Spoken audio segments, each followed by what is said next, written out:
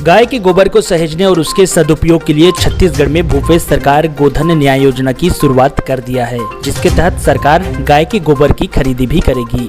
गोबर के सदुपयोग की सरकार की इस मंशा को पूरा कर दिखाया है महासमुंद के वेद माता गौशाला ने, जहां गोबर से रंग बिरंगी राखियां तैयार की जा रही है। ये राखियां बाजार में आने वाली चाइनीज राखियों को भी मात देने वाली है, जिनका डिमांड महासमुंद के अलावा राजधानी और अन्य जिलों से भी आ रही है।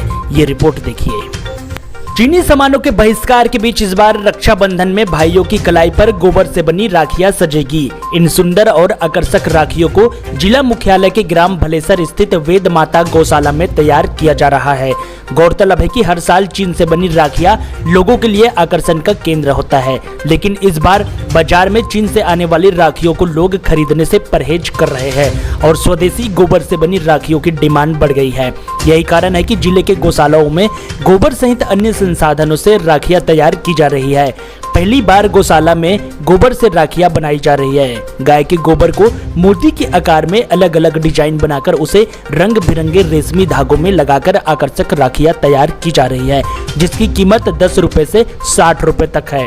रोजाना गौशाला में करीब 300 राखियां बनाई जा रही है।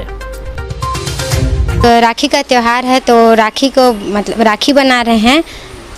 ये गोबर की राखी है। इसको हम गोबर जो सूखा हुआ गोबर रहता है उसको कूटने के बाद उसको छानते हैं और उसमें एक प्राकृतिक गोंद आता है, उसको मिला के मिक्स करके इसको कई प्रकार की आकृति देते हैं। फिर उसके बाद इसमें अलग अलग प्रकार की स्टोन है जो मार्केट से मिल जाता है, उसको इसकी सुंदरता बढ़ाने के लिए इसमें लगाते हैं, तो जिससे ये राखी जो है वो एक प्रकार से खूबसूरत तरीके से भी हो जाती है।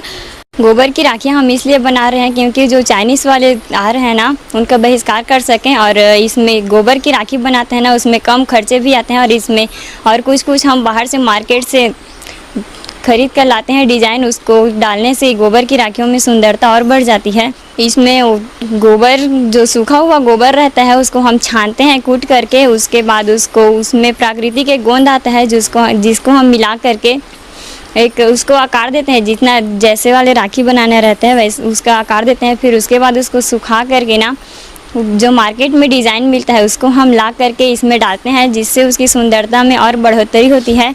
हाँ, इस राखियों का बहुत डिमांड है ना। हम लोग एक दिन में एक वर्कर 100 से 150 तक की राखियाँ बना लेते हैं। गोबर से देसी स्टाइल में बन रही इन राखियों का लोकल स्तर पर ज्यादा डिमांड है। रोजाना 200 राखियां बेची जा रही है। गौशाला के सचिव सीताराम सोनी ने बताया कि प्रदेश के मुखिया भूपेश बघेल की सोच गोबर के उपयोग में लाने से ये तरीका अपनाया है। गौशाला में गोबर से सभी प्रकार के वस्तुओं का निर्माण किया जा रहा है। सीजन के आधार पर अभी राखियों का निर्माण किया जा रहा है, जिसका जिला मुख्यालय सहित रायपुर, पाटन, दुर्ग, फिंगेश्वर, राजिम, गरियाबंद, बलौदा बाजार सहित अन्य स्थानों से राखी की डिमांड आ रही है। अभी तक 3000 से अधिक राखियों का ऑर्डर मिल चुका है। गाय के गोबर से हम थोड़ी अच्छी सी मोती बना करके अनेक डिजाइनों में उनको रेशम से धागे से पिरो करके बहुत अच्छे से उनको राखी का रूप दे रहे हैं अपन।